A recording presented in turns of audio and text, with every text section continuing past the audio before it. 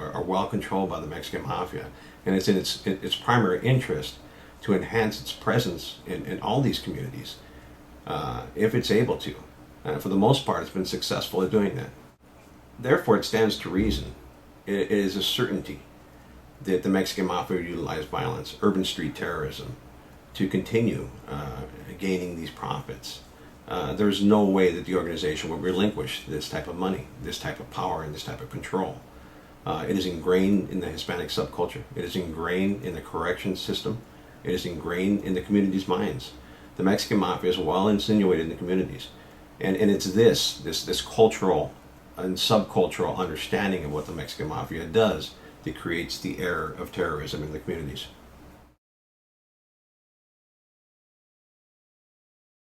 The future of the Mexican Mafia. The Mexican Mafia has a true future in not only creating a stronger regional influence and national influence, but also international impact on crime in other countries. With deportation policies that were effectuated in the mid-'80s through the '90s until now, there's been a high rate of deportations of Mexican Mafia affiliates.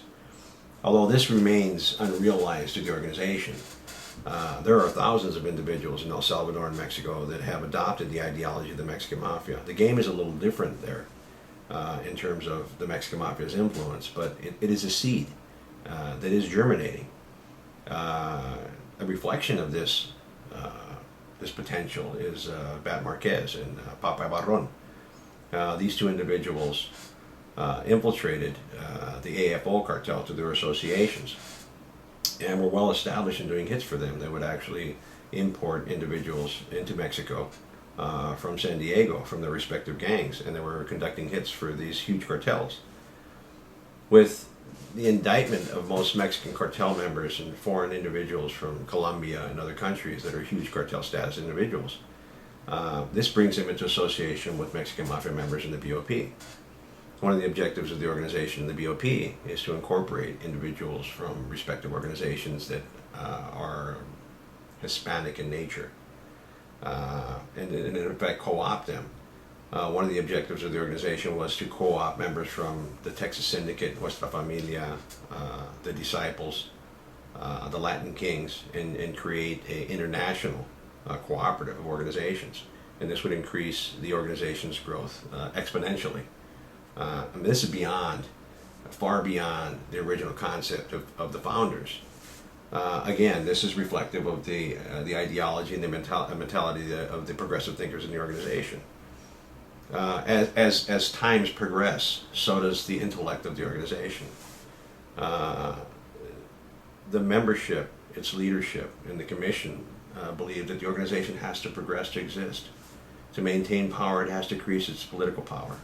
To increase its political power, it has to create the finances. And to do this, it has to expand territory. And no organization can exist in a box. It has to expand beyond those parameters. And you're seeing this now. You're seeing this with the deportation policies, even this simplistic outsourcing of prisoners from California to Mississippi and Texas and New Mexico. Each transfer that occurs, each busload of individuals, there's an individual on that bus who's a Sureño and who carries the ideology of the Mexican Mafia to this new prison. It has so much unrealized potential. If I was a member with commission status, I would be pushing the organization towards these objectives. I would be associating with Mexican nationals, Colombians, anybody who had influence in terms of high rate of efficiency in terms of conducting business. And my primary offer would be, you provide us the drugs and we'll distribute for you. As Mexican Mafia member, I would then distribute the drugs to the Southern California gangs that we control. I mean, this is a huge unrealized market, a huge potential for not only Mexican Mafia, but for international cartels. And I think it's a win-win for both organizations. For law enforcement, this is a true cancer, and it has, as I said, unrealized potential in the future. The Mexican Mafia is akin to a tumor, a malignancy. Think of it in terms of oncology. a primary tumor reaches a finite period of growth, and then it seeks to metastasize, to spread throughout the soma of the body. It does this, and it proliferates the cancer. It metastasizes. Once it goes through this process, little bits of the tumor affect major organs in the body. It goes through this process called angiogenesis, where it starts growing capillaries and veins. It starts feeding off the host. This is what the organization is now. It's metastasizing with the deportation policies, the outsourcing in different prisons, gang migration and gang proliferation throughout the United States. You have a true gross metastasis on your hand. You have a real cancer on your hand.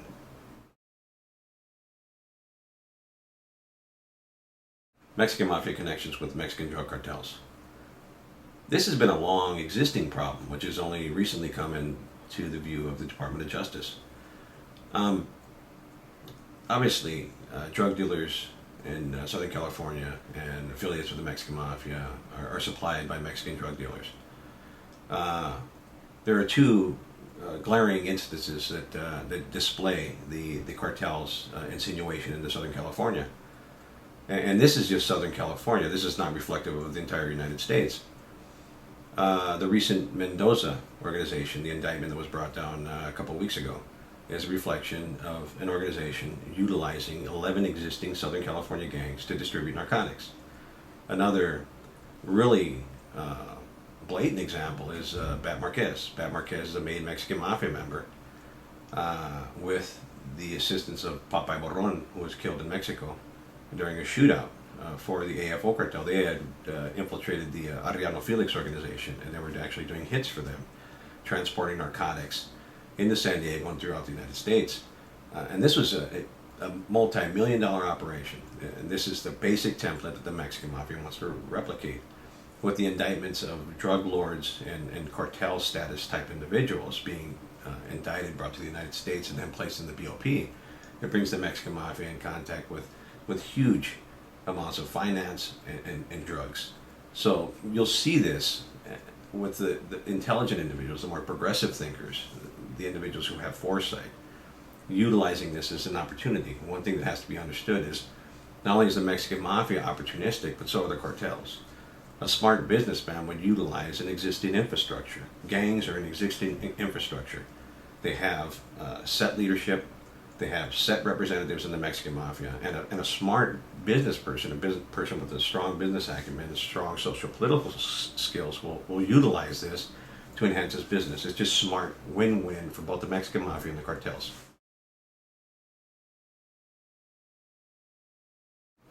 Mexican Mafia methodology and the way it operates within its limitations.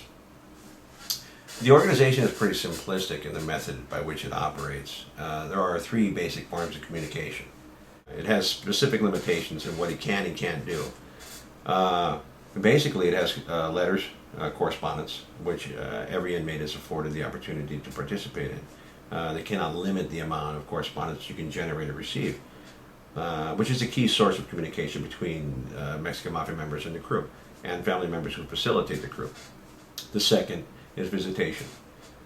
This is a highly efficient form of communicating, in which members can communicate in a covert manner by utilizing improvised codes, codes of omission, written communications held up against a visiting window in order to circumvent electronic monitoring, and sign language. Members also use ASL and improvised signs to communicate.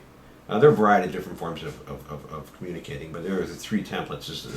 It's also phone calls. Mexican Mafia members and affiliates are afforded phone calls on some limited basis in their respective facilities.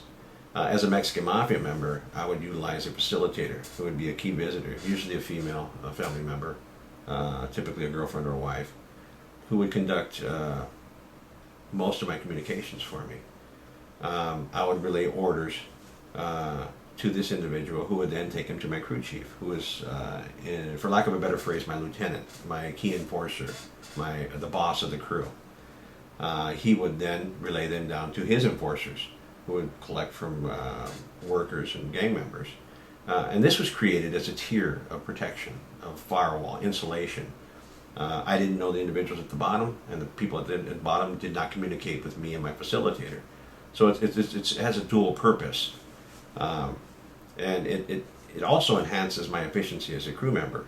When an order needed to be emphasized, if there needed to be tangible evidence of the veracity of what I said, I would then write a letter to the crew chief, who would then go and display it to the specific target that was being extorted, protected, targeted, dependent upon what the occasion called for. There are also kites that we utilize. Kites are notes written in microscript.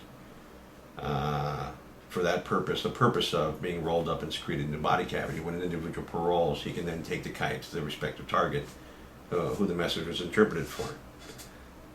These limits in our communication are ideal for investigators. They provide a path towards investigation and target acquisition.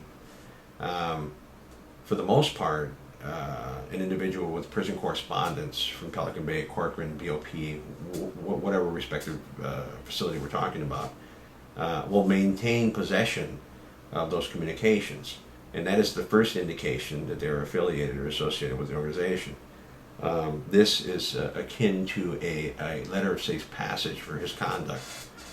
It's his bona fides, if you will, in the gang world, that he is a true representative of the organization. And truly, without this form of communication, the organization would be hard-pressed to conduct its activities so efficiently. The Mexican Mafia and the abuse of the legal system. As a member, I often utilize the existing legal system.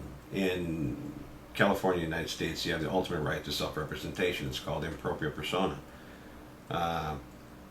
Mexican Mafia members and their affiliates often invoke this right in court while undergoing criminal prosecutions in the state of California. It's a common practice that we utilize here. I asked for proper status and I received it by the court. It's my absolute constitutional right. Well, one of the things that's so convenient for a Mexican Mafia member is that we have free access to unmonitored phones. We can conduct any form of business on those phones without fear of being monitored, tape recorded, or overheard. I ran an intricate network of drug distribution in California, Los Angeles County Jail. I was actually indicted and convicted for distributing narcotics in the county jail. Myself, John Stenson, and Danny Grajeda had a drug distribution network. The Mexican Mafia also utilizes the power of subpoena to bring about meetings. As a pro per status prisoner, I can subpoena anybody from the state of California and any state of the United States, any state of the Union, to bring people down for a meeting. I can bring people from the BOP, I can bring people from Arizona, I can bring people from California, all for my trial as character witnesses. It's my ultimate right, and it's often utilized. In one instance, there was 15 members that came down for the first RICO trial in the United States versus Alex Aguirre. We held a series of meetings on the bus, and all these were for the furtherance of the Mexican Mafia, its power, its objectives, its goals. And part of that was in hearing and rendering edicts, adhering to our rules, rendering edicts that furthered the organization's power, and maintaining the stopping of the drive-bys. This was during our period of horizontal integration into society, and when we established the reps and all the gangs. This is the organization as nascency, really becoming a true syndicate, utilizing existing rights and privileges that are afforded to us as prisoners. And really manipulating those little clauses that they have in the Constitution and the California Administrative Code to further our objectives. In one instance also, Mexican Mafia members in Chino State Prison were subpoenaed to assassinate a fellow member, Bevito Alvarez. During the Freddy Gonzalez murder trial in Pomona, Freddy Gonzalez utilized the power of subpoena to pull down myself, Bebesi Sagato, and Tupi Hernandez. The target was Bevito Alvarez. He was a Mexican Mafia member. We were all Mexican Mafia members. And it was our plan to assassinate this individual on the bus, in court, or in the holding tanks, if given the opportunity.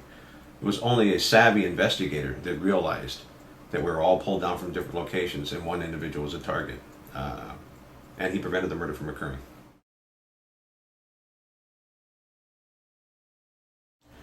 Las Señoras. There are a group of women within the organization who are not members, but by virtue of the fact that they are wives, girlfriend, or family members of Mexican Mafia members, they wield a great deal of power. They call themselves Las Senoras. Some of them even have tattoos of the Black Hand or M on them. And they utilize their influence with their husbands, boyfriends, and family members as de facto crew chiefs, as they are the sole method of communication with the member who is incarcerated and the crew chief on the streets. Literally all the business of that specific enterprise, that specific crew, goes through them. Unbeknownst to the husbands or the boyfriends or the family member, most of the time there are abuses of power in this small subgroup. There were even instances where women were calling hits on individuals in the streets, extorting, claiming territory, turf encroachment, a broad variety of abuses, which is one of the reasons that there was a meeting in Pelican Bay, and general consensus was that women should not be involved in the organization, but it occurs. Without women, the organization could not exist. This is a key group of individuals who not only facilitate activities in the organization, but enhance the organization's presence in society. Without these individuals acting as facilitators and a main conduit to the members, crews couldn't function. They couldn't rely solely upon correspondence, solely upon individuals paroling, and solely upon phone calls. This is the covert communication that occurs in visiting. Each individual has a specific code that he creates with his visitor, and they utilize this mode of communication to effectuate their conspiracies. This is a vast group of women within the community. Each member who gets a visit has a facilitator. And they also have a group in California Institution for Women called the Black Widows, of family members or relatives who've been incarcerated, and they run around wielding this power, much like Emeros do, Mexican Mafia members do. In society, they're viewed as the next thing, almost a eminence grise, a great cardinal, not a member, but related to a member, and carrying all the bona fides of a member. They understand that they have the credibility of the member behind them, and they can't question them. Ultimately, their power is undisputable in the streets. All it takes is for one wife, one girlfriend, one family member to say, this guy's got to go, and the crew chief listens. Oftentimes, investigators and different agencies come into contact with these women who act as facilitators for the organization, and it's been my experience that they're not often prosecuted, and I believe that's because prosecutors don't understand the depth to which these individuals are involved. I mean, they're extensively involved in these criminal conspiracies, from murder to extortion to drug distribution to communications. These individuals are primary facilitators. This is the key to any investigation, is the facilitator. Far be it from me to suggest that prosecutorial agencies often glance over this, but that's the case. I've noticed that there haven't been any indictments involving solely facilitators. It's one crew at a time, one specific enterprise at a time, and if the agents that are investigating that specific crew are lucky, they hap upon a facilitator. It's only been done in a couple of instances in my past experience, but I think